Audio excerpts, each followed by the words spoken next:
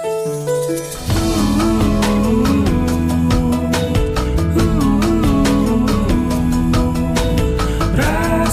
TV untuk Islam yang satu. Radio Silaturahim dan Rasil TV untuk Islam yang satu. Masih di mimbar Rasil Ikhwan Akhwat bersama saya Isa Alkaf dan juga Mas Jul di meja operator.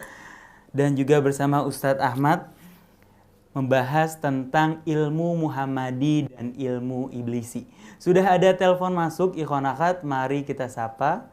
Assalamualaikum warahmatullahi wabarakatuh. Waalaikumsalam warahmatullahi wabarakatuh. Dari mana Bapak? Dengan siapa? Saya Pak?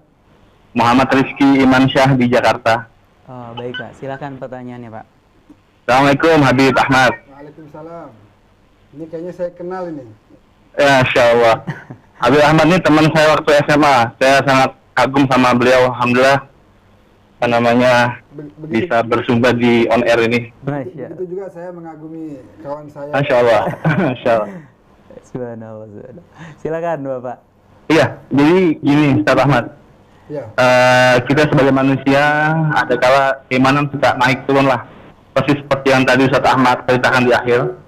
Ada seorang yang bertanya di kantor tadi soal kadang-kadang dia bangga dengan kemaksiatannya. Tapi alhamdulillah insya Allah Anda tidak sampai ke sana.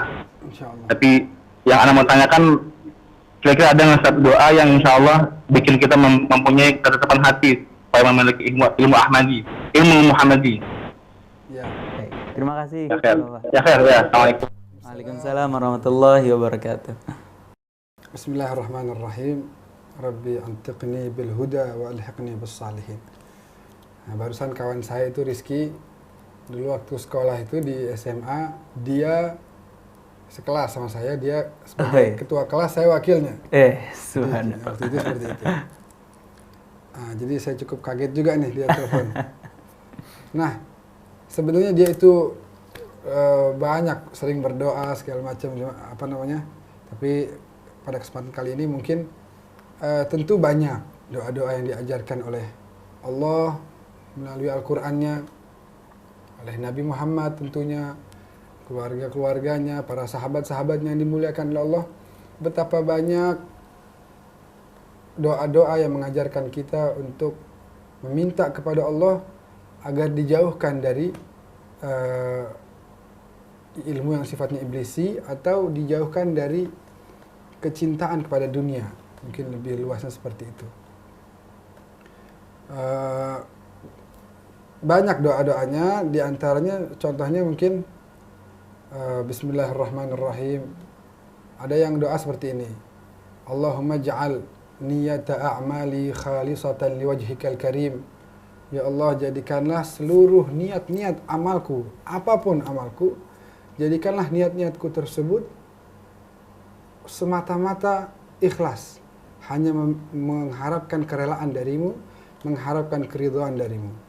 Dan kalau kita mau lebih luas lagi, melihat bahwa Nabi sering memberikan nasihatnya kepada kita bahwa uzkuru hadimal ladzat.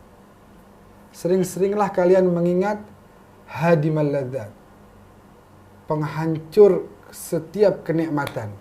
Ada yang mengatakan di sini kematian. Jadi kita sering-sering mengingat kematian. Sekarang begini, seandainya kita dikasih tahu sama malaikat, Anda dalam waktu 3 tahun lagi tiba saatnya Anda akan dijemput oleh Allah Subhanahu wa taala. Kira-kira dalam 3 tahun ini kita lebih sering ibadah atau lebih sering mengejar dunia? Kira-kira ibadah. Pasti ibadah. Nah, seandainya yang 3 tahun atau berapapun jumlahnya itu menjadikan kita lebih semangat dalam mendekatkan diri kepada Allah, bagaimana dengan kematian yang kita nggak tahu kapan datangnya? Betapa banyak kawan-kawan kita yang secara tiba-tiba meninggalkan dunia ini, menjemput panggilan Allah. Betapa banyak yang seperti itu. Maka dari itu, ketika kita melihat bahwa kita mengingat bahwa ada kematian di hadapan kita, malaikat senantiasa mengepakkan sayap-sayapnya untuk mencabut nyawa kita. Dengan demikian kita akan benci dengan sendirinya tujuan-tujuan duniawi. Boleh jadi ada yang begini, Mas Isa. Boleh jadi ada orang mengejar dunia, mengejar karir dunianya, menghalalkan segala cara. Dia sudah sikut kanan, sikut kiri. Dia bagaimana caranya bisa sampai ke posisi direktur misalnya. Dia sudah zolimi kanan, zolimi kiri, dia bohongi kanan, bohongi kiri. Sudah nih ketika dia sampai, kemudian malaikat datang mengatakan, Fulan, telah tiba waktumu. Itu orang tidak lagi, dia sudah banyak zalimi orang, mengejar kehidupan dunia, ternyata sedikit pun yang dia ingin nikmati, nggak bisa. Itulah kematian. Berapa banyak yang seperti itu. Makanya kita jangan sampai tujuan kita, itu sebenarnya ilmu Muhammadi, ilmu Iblisi adalah nantinya akan pada akhirnya tujuannya bahwa yang ini tujuannya adalah akhirat, yang ilmu Muhammadi, yang Iblisi sebaliknya tujuannya dunia. Makanya di antara doa-doa juga mungkin Mas Rizky, Allahumma la taj'alad dunya akbara hammina, jangan engkau jadikan ya Allah dunia sebagai tujuan kami. Nah, kita dalam sehari lebih sering mengingat Allah, berselawat sama Nabi Muhammad, atau memikirkan kondisi dunia kita, kehidupan dunia kita. Karena sifat daripada umatnya Nabi Muhammad adalah yukabbirunallaha ta'ala ala kulli syaraf. Mereka membesarkan Allah, hanya Allah yang paling besar, yang lain kecil. Itulah ciri dari umatnya Nabi Muhammad yang disebutkan sebagai kuntum khaira ummatin ukhrijat linnas, sebaik-baiknya umat adalah bagi mereka Allah yang paling besar. Nah, bagi kita sekarang ini Allah lebih besar atau dunia lebih besar? Lebih sering ingat Allah atau lebih sering ingat dunia? Nah, itu jadi bahan introspeksi kita. Seandainya ini al-mutakallim awwalukum, yang sedang berbicara ini paling di depan untuk diberikan nasihat seperti ini. Ya, bukan berarti itu. Nah, itulah jadi bagaimana kita menjadikan niat kita selalu senantiasa hanya mengharap ridho Allah, karena ridho manusia tidak akan mampu kita untuk mencapainya. Adapun ridho Allah, kita insya Allah akan sama-sama mampu selagi kita betul-betul mengikuti ajaran Nabi Muhammad SAW melalui Al-Qur'annya, melalui sunnahnya, apa-apa yang disampaikan kepada kita melalui para sahabat dan keluarganya. Dengan demikian mudah-mudahan ilmu Muhammadi senantiasa masuk ke hati-hati kita dan ilmu Iblisi dijauhkan oleh Allah dari hati-hati kita. Baik Ustadz, sudah ada beberapa pertanyaan Ustadz yang masuk ke HP Rasil dari Jody di Bogor. Assalamualaikum warahmatullahi wabarakatuh Ustadz. Waalaikumsalam warahmatullahi wabarakatuh. Pertanyaan pertama, jadi Ustadz, meskipun ilmu agama tapi takabur, apakah masuk ke dalam ilmu Iblisi? Kemudian tadi sempat disinggung, musik apa saja Ustadz yang tidak diharamkan oleh syar'i? Terima kasih Ustadz. Dari Jody di Bogor. Bismillahirrahmanirrahim. Rabbi antiqni bil huda wa alhiqni bis salihin. Yang pertama tadi berkenaan tentang ilmu agama, kalau takabur juga Ilmu Iblisi. ilmu Iblisi. Betul, karena jenis ilmu tersebut tidak menjamin. Apapun jenis ilmunya, ketika di dalamnya kita gunakan ilmu tersebut untuk hal-hal yang tidak baik, maka itu dikategorikan sebagai ilmu Iblisi. Sebagaimana yang tadi itu. Tadi di zaman Nabi Muhammad yang di awal saya sempat ceritakan, ketika seorang sahabat yang rajin ibadah, dengan ilmunya dia senantiasa melakukan setiap perintah daripada ilmu-ilmu tersebut. Ilmu tersebut mengajarkan ibadah, dia beribadah. Ilmu tersebut mengajarkan zakat, dia zakat.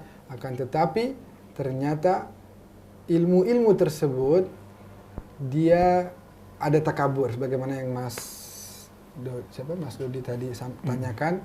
Karena ilmu tersebut ada takabur di dalamnya, ada kesombongan di dalamnya, maka ilmu tersebut menjadi ilmu iblisi.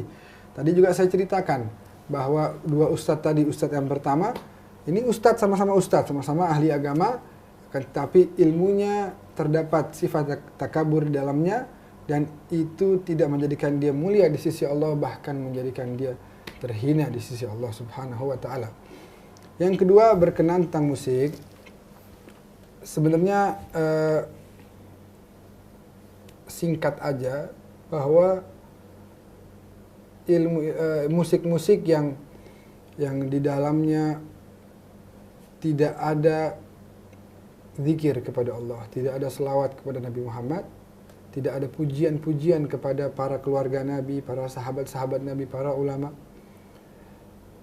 pujian kepada agama Islam seandainya, itu yang tidak ada di dalamnya hal-hal seperti itu, yang membuat kita menjadi lalai dan lupa dalam mengingat Allah, itu diharamkan oleh Allah. Dan para ulama mengatakan mendengarkan musik-musik yang diharamkan oleh Allah akan membuat hati kita menjadi beku, menjadi ada sifat-sifat kefasikan dalam hati kita karena mendengarkan ilmu-ilmu yang mendengarkan musik-musik yang diharamkan oleh Allah tersebut.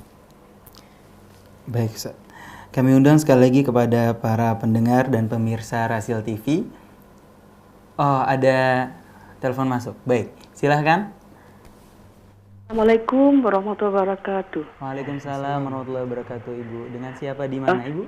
Saya Ibu Yunus, umur saya udah lebih dari 72 tahun. Masya Allah. Saya baru mendengar judul, apa sih tadi yang lagi dikasih tahu sama Pak Ilmu Ustadz Muhammadiyah Ahmad. dan ilmu. Saya kebetulan lagi sholat, jadi sehingga saya tuh mau menanyakan, berdosa nggak saya lagi sholat, tapi saya juga mendengarkan tausiah dari Ustadz. Itu pertanyaan saya yang pertama.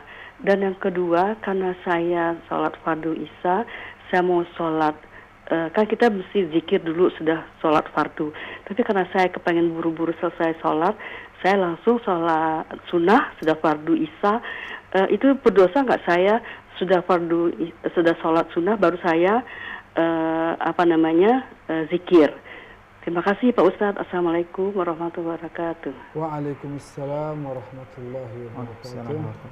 Terima kasih, Ibu. Terima kasih. Ibu atas pertanyaannya. Ini Ibu yang Masya Allah umurnya 72. panjang, mudah-mudahan dipenuhi dengan kesehatan, afiah dalam kehidupannya, dan pada nantinya ketika tiba waktunya diberikan husnul khatimah. Amin, amin ya rabbal alamin. Amin. Itu juga kita semuanya. Amin ya.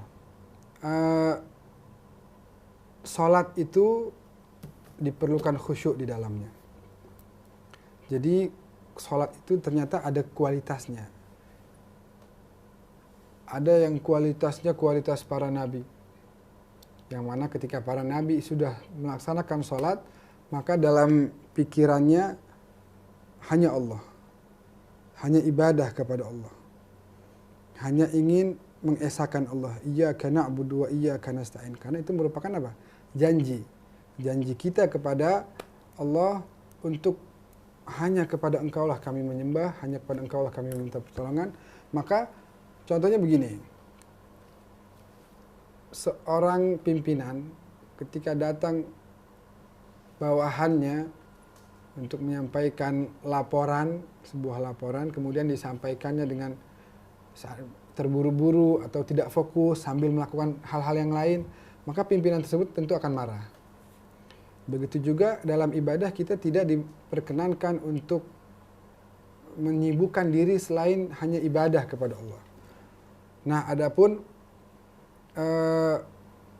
mendengar tadi tausiah, memang alangkah baiknya jika ketika sholat hal-hal seperti televisi itu dimatikan terlebih dahulu. Dari TV, radio, handphone, supaya tidak mengganggu, supaya tidak dapat mengganggu kekhusyuan kita dalam melaksanakan ibadah tersebut. Nah, adapun dosa atau tidak, saya rasa tetap insya Allah Allah akan mengabulkan ibadah ibu, salat ibu.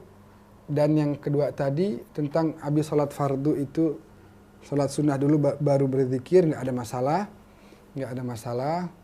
Mudah-mudahan memang ada yang zikir-zikir yang sunnah dikerjakan setelah sholat fardu itu ada. Seperti tasbih itu ya. Itu ketika dikerjakan setelah sholat fardu, fadilahnya lebih besar. Nah, tapi tidak berdosa sama sekali, bahkan Allah Arhamar Rahimin, Allah akan mengabulkan bagaimanapun caranya. Jadi itu hanya sekedar bimbingan-bimbingan sunnah, bukan wajib.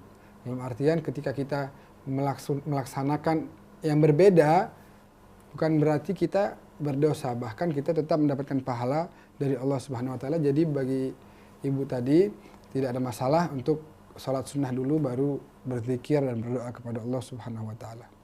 Baik, terima kasih Ustaz.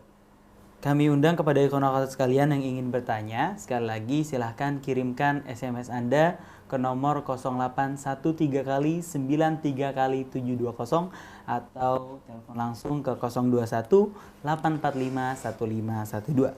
Dan Ustaz, sudah masuk SMS dari Ibu Lia Mawardi, Ustaz. Ya. Assalamualaikum warahmatullahi wabarakatuh, Ustaz. Waalaikumsalam warahmatullahi wabarakatuh. Waduh Ustaz, ketembak juga nih dengan judul yang Ustaz berikan.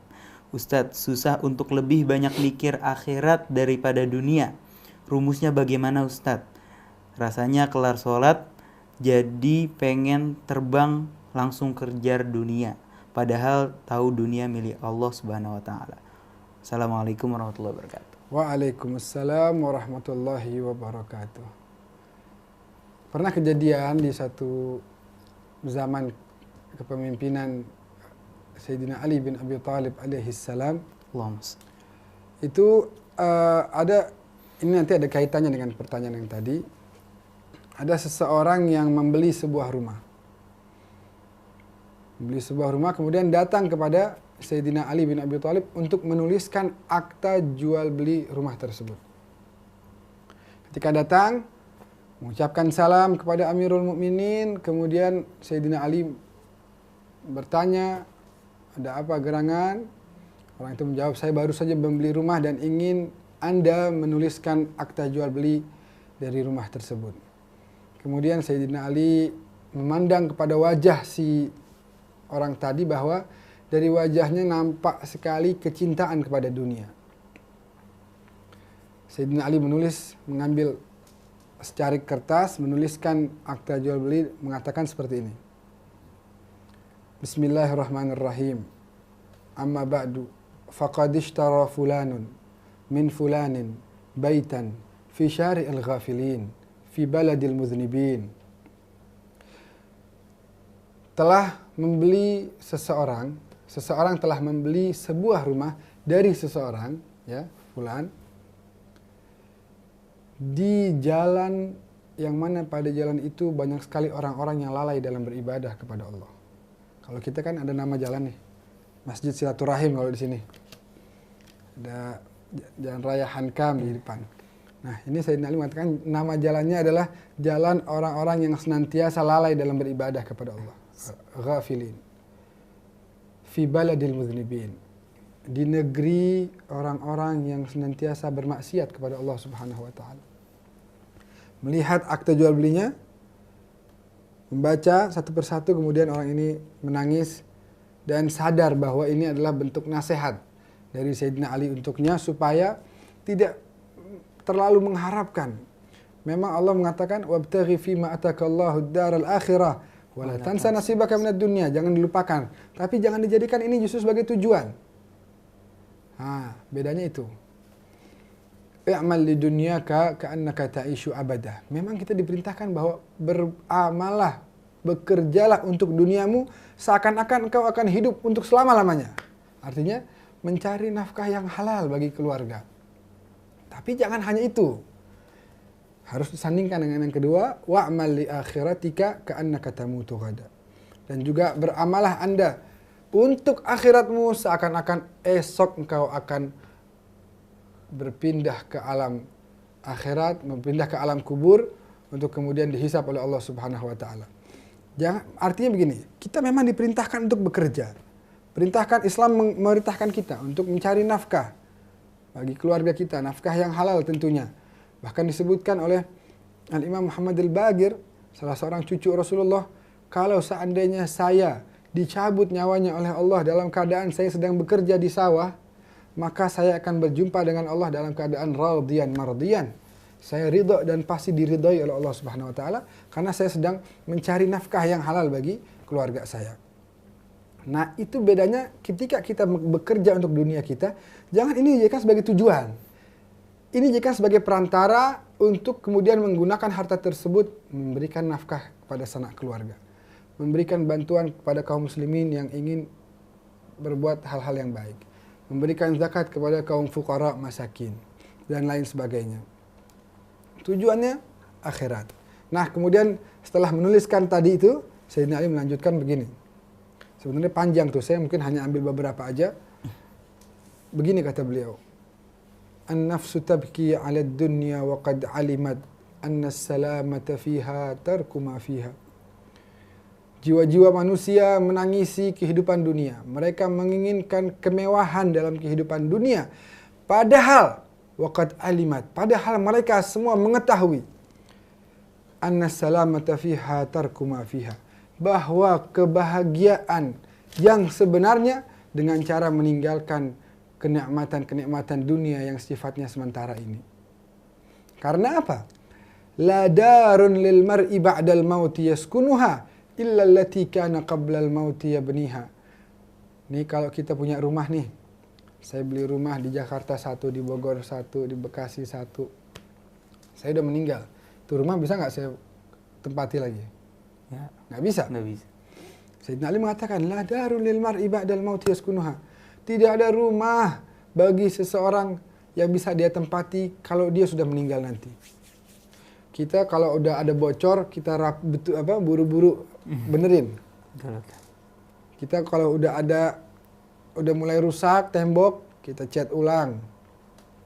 Kita begitu perhatian dengan rumah dunia kita, tapi kita lupa bahwa rumah di akhirat kita masih banyak yang bocor, banyak yang kurang. Nah, tadi itu Sayyidina Ali mengatakan, illa allati kana qabla al-mauti yabniha, kecuali. Nah, kalau rumah di dunia nggak bisa digunakan, kecuali illa allati kana qabla al-mauti yabniha, kecuali rumah yang dia bangun selagi dia masih hidup. Artinya begini, itu rumah bukan rumah duniawi. Dia bangunnya dengan apa? Dia bangunnya begini. Itu rumah-rumah di akhirat. Fa in banaha bi syarrin taba maskanuhu. Seandainya rumah akhiratnya itu dibangun dengan ibadah kepada Allah, dengan senantiasa membantu kaum muslimin, dengan senantiasa berbuat sopan dan baik kepada kedua orang tua, dengan selalu memberikan bantuan kepada kaum fuqara masakin, maka taba maskanuhu, maka akan baik rumahnya di akhirat karena dia akan mendapati rumahnya tersebut berada di surganya Allah Subhanahu wa taala. Adapun wa in banaha bi syarrin khaba baniha. Kalau seandainya rumah akhiratnya dia bangun semasa di dunianya dengan jarang ibadah, dengan berkata kasar kepada orang tua, dengan tidak membantu kaum muslimin yang fuqara dan masakin, dengan selalu bermaksiat kepada Allah, maka khaba baniha. Apa artinya khaba baniha? Khaba, merugilah, baniha, si pembangun rumah tersebut. Kenapa? Karena ternyata dia akan mendapati rumahnya berada di na'udzubillah di nerakanya Allah Subhanahu wa taala. Amwaluna lidzawil mirathi najma'uha. Harta-harta kita yang kita kumpul ini pada akhirnya kita akan serahkan semuanya kepada ahli waris. Kita tidak akan menikmati kecuali sebagian saja. Nah, kenapa kita pelit untuk membawa bekal bagi kita untuk menafkahkannya kepada kaum muslimin? Manuqisat malun min shadaqah. Tidak kurang itu harta yang diberikan sedekah. Ya. Justru itulah harta yang akan menemani kita, bukan harta yang kita gunakan untuk hal-hal yang tidak islami. Kalau harta yang kita gunakan di jalan Islam, di jalan yang diajarkan Nabi Muhammad, maka harta tersebut adalah akan kekal bersama kita, menemani kita di kubur kita sampai di akhirat kita. Nah, oleh karena itu, janganlah kita pelit-pelit. Berikan kewajiban kita kepada keluarga kita, nafkah kita berikan, akan tetapi jangan pelit-pelit untuk menafkahkan mensedekahkan harta kita. Karena berapa banyak dalam Al-Quran Allah memberikan cerita bahwa orang-orang yang sudah meninggal itu menyesal. Ya Allah, balikan aku ke dunia sebentar aja. Aku hanya ingin bersedekah. Kemudian aku akan kembali lagi katanya. Karena mengetahui betapa besar daripada fadilah sedekah. Bagaimana Nabi itu tidak berat dalam memberikan hartanya. Saya mau cerita sedikit tentang berkenaan harta nih. Ustadz Zain Al-Hadi. Saya setiap hari jumpa dengan beliau. Saya sebagai penerjemah di penerjemahan beliau. Sering, boleh katakan setiap hari, orang datang untuk meminta bantuan kepada beliau. Beliau sudah memberikan amanah tugas tersebut kepada salah seorang pegawainya. Untuk apa? Memberikan setiap orang yang datang untuk meminta bantuan. Nah, sekali waktu orang yang diberikan amanah tersebut sedang ada urusan gitu, sedang ada kerjaan, ada orang datang. Assalamualaikum. Waalaikumsalam. Maaf, minta bantuan gitu. Nah, orang ini lagi ada kerjaan. Terus dia bilang, ya situ, tunggu situ, duduk dulu di situ. Nanti saya bentar lagi ya. Kebetulan ada Ustadz Zain di situ.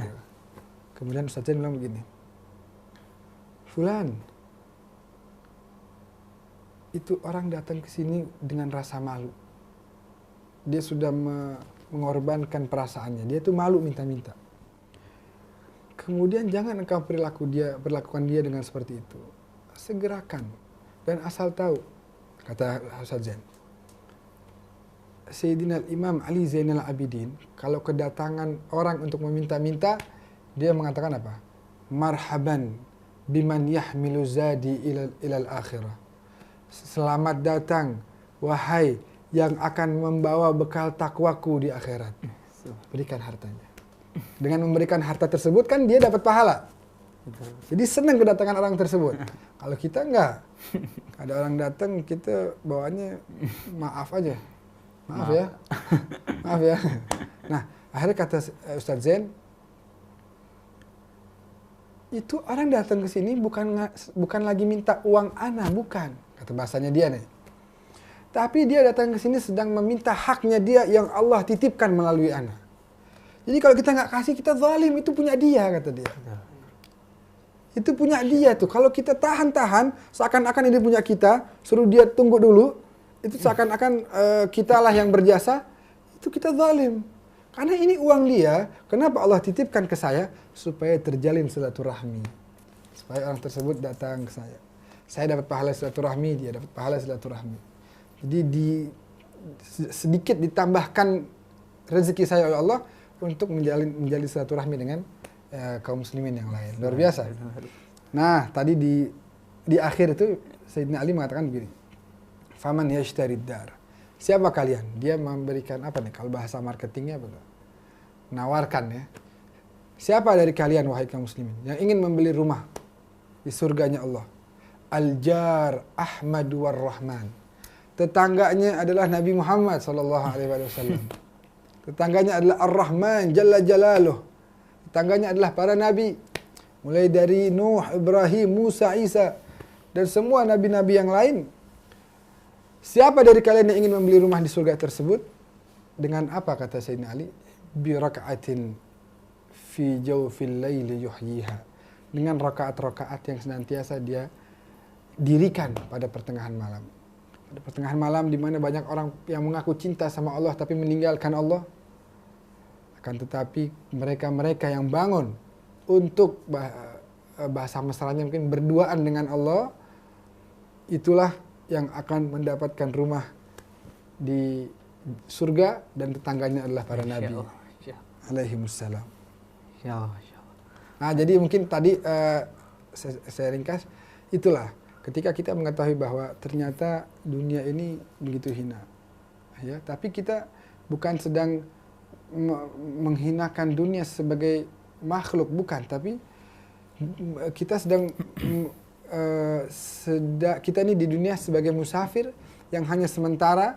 Dunia adalah tempat kita untuk beribadah, tempat kita untuk sujud kepada Allah, tempat kita untuk selalu mengikuti ajaran Nabi Muhammad, itu tempatnya di dunia. Balasannya nanti di akhirat. Dan ketahuilah bahwa ini adalah sementara, yang kekal adalah di akhirat. Ketika kita mengetahui hal-hal yang seperti ini, maka sedikit demi sedikit kecintaan terhadap dunia insya Allah akan hilang dari diri kita, dan kita hanya mengharapkan ganjaran di akhirat nanti oleh Allah SWT. Tinggal diubah pola pikirnya. Betul, betul. Baik Ustaz, pertanyaan berikutnya ini Ustaz, ada 2 pertanyaan yang mungkin saling berhubungan.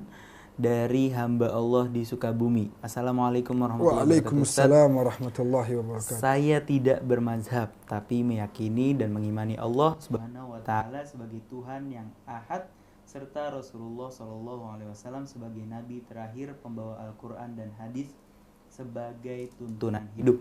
Tapi banyak sahabat saya mengatakan salah karena itu tidak mempunyai pendirian. Apa saya salah Ustadz dengan pendirian seperti itu? Hal ini berhubungan dengan pertanyaan berikutnya Ustadz, baru saja masuk. Assalamualaikum warahmatullahi wabarakatuh Ustadz, dari hamba Allah. Sejak kecil kita selalu diajarkan bahwa di surga nanti ada 4 bendera mazhab, dan selain itu tidak diterima, dan itu diajarkan turun-menurun. Apakah ini benar Ustadz? Berkaitan dengan mazhab. Iya. Bismillah Rabbi antiqni bil huda wa alhaqni bis salihin. Berkenaan tentang madhab ini memang sebenarnya sudah banyak dibahas oleh Ustaz Husain ya. Sering kali banyak pertanyaan kepada beliau, dan beliau sudah menjabarkan dengan sangat luar biasa. Mungkin bila nantinya ada waktu dengan Ustaz Husain bisa ditanyakan lagi. Nah, sementara saya ingin menyampaikan sedikit aja bahwa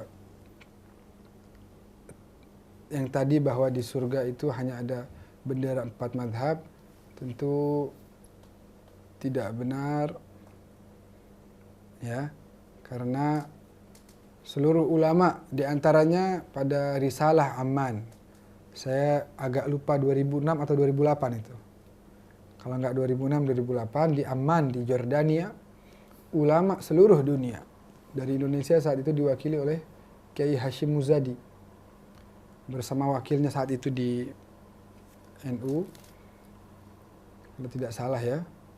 Yang jelas Kiai Hashim Muzadi hadir. Dari Yaman misalnya hadir Habib Umar bin Hafidh. Dari Syria tempat saya belajar juga sebagai delegasi, di antaranya seorang guru besar yaitu Syekh Syahid Muhammad Said Ramadan Al-Buti. Nah, dari banyak hampir seluruh negara di dunia, negara Islam, mereka bersepakat bahwa madhab-madhab yang sah dalam Islam tidak hanya 4, dan ini merupakan keputusan juga dari Al-Azhar yang imam besarnya yaitu Syekh Dr. Ahmad Tayyib belum lama hadir di tengah-tengah kita di Indonesia, memberikan barokah kepada negara kita. Beliau juga sering mengatakan bahwa selain daripada madhab-madhab yang 4, ada juga madhab-madhab yang lain yang juga sah, juga bagian dari madhab Islam, dan bukan hanya 4. Nah, oleh karena itu kita harus memiliki toleransi dalam hati kita. Allah Subhanahu wa taala berfirman, A'udzubillahi minasyaitonirrajim. Bismillahirrahmanirrahim. Minalladzina farraqu dinahum wa kanu syi'an lasta minhum fi syai'. Mereka-mereka yang memecah belah agama mereka menjadi kelompok-kelompok, yang mana kullu hizbin bima ladaihim farihun, yang mana setiap kelompok hanya senang dengan kelompoknya saja. Ini diantaranya dalam ayat yang lain Allah sebutkan lasta minhum fi syai'. Engkau wahai Nabi bukanlah bagian dari mereka. Ini bahaya nih. Kita umat Islam sudah paling bagus rasil, sudah umat yang satu. Umat yang satu. Kita umat yang satu, Nabi kita satu, Tuhan kita satu, dan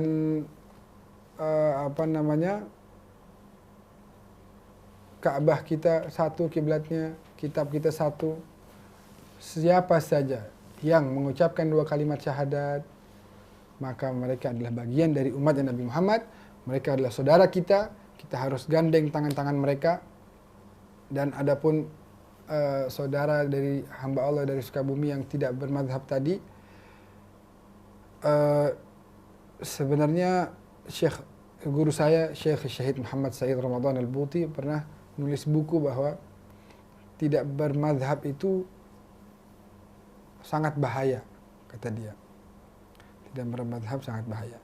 Itu pendapat Syekh Buti.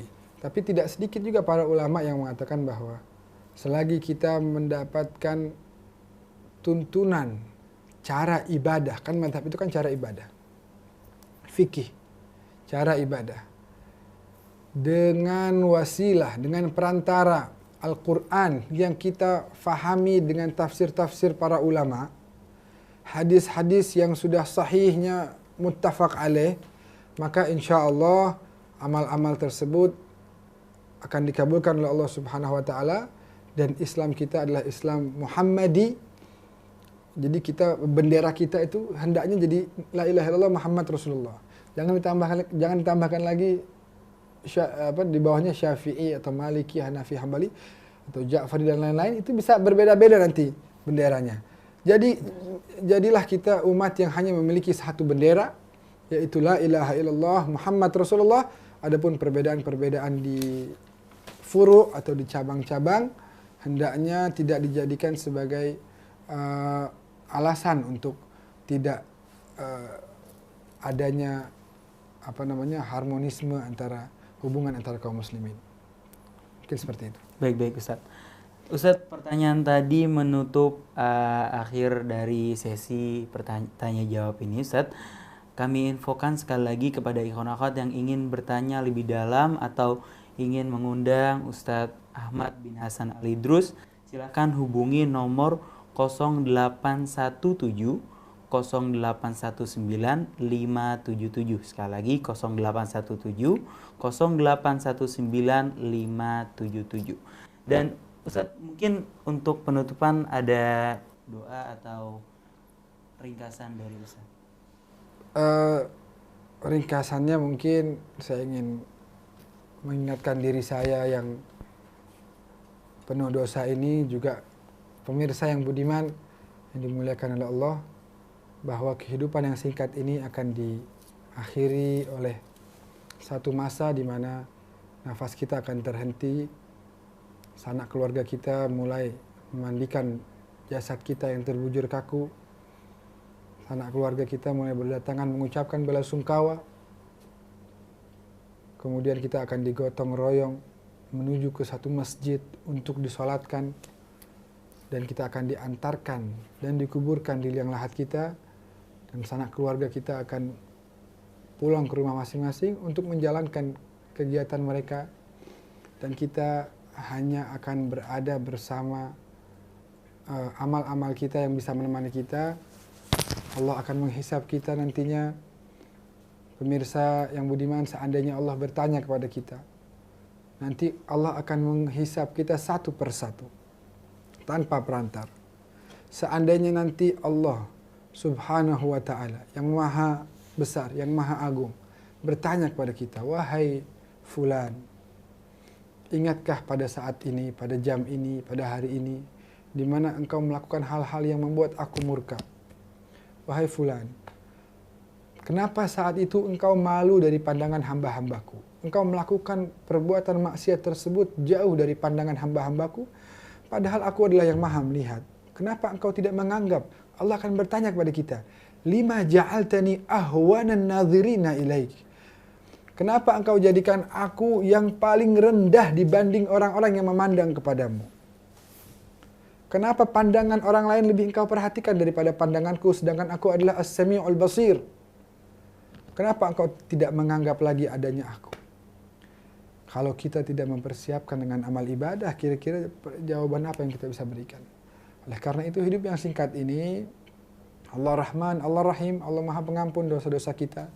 Jangan sekali-kali kita berputus asa dari rahmat Allah.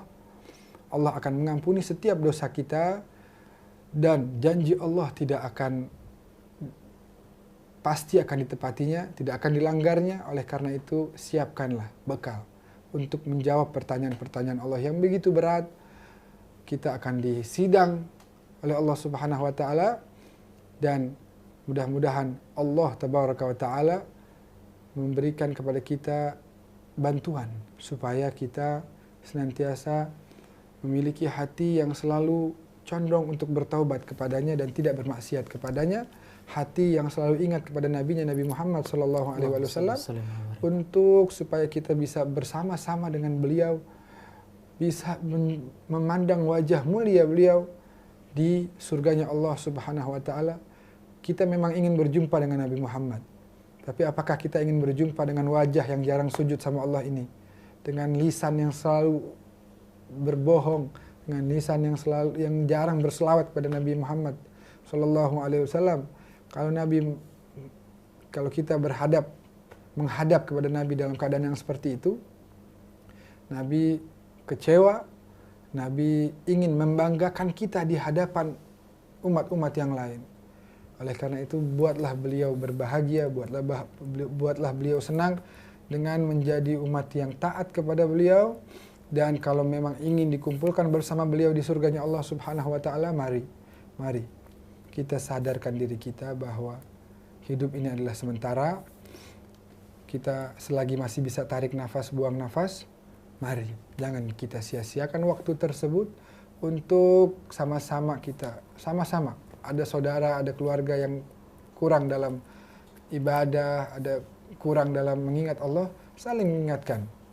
Nah, mudah-mudahan Allah menjadikan kita sebagai hamba-hambanya yang salihin, sebagai umat Nabi Muhammad yang selalu ingat kepada Nabi Muhammad, jasa-jasanya, supaya memiliki semangat untuk membalas budi beliau, dan mudah-mudahan Allah mewafatkan kita dalam keadaan husnul khatimah, setelah umur yang panjang, dalam keadaan taat kepada Allah Subhanahu wa taala. Amin amin ya rabbal alamin. Itu tadi konokat penjabaran dari Ustadz Ahmad bin Hasan Al-Idrus, juga jawaban dari pertanyaan yang diajukan oleh ikhwan akhwat sekalian. Tidak lupa kami ucapkan terima kasih banyak kepada ikhwan akhwat yang ikut berpartisipasi mengajukan pertanyaannya, baik itu melalui SMS atau bertelepon secara langsung. Kami ucapkan mohon maaf sebesar-besarnya bagi ikhwan akhwat yang telah menanyakan melalui SMS namun belum terjawab karena keterbatasan waktu. Bagi ikhwan akhwat, saya Isa Alkaf, Zen, Rian, dan juga Mas Jul di meja operator mohon undur diri. Wassalamualaikum warahmatullahi wabarakatuh. Demi waktu-waktu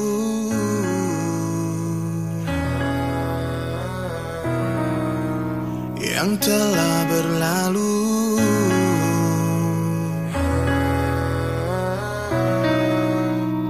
demi waktu fajar yang cahayanya mulai bersinar, demi waktu asar yang cahayanya mulai memudar. Kemarin adalah histori, esok hari adalah misteri.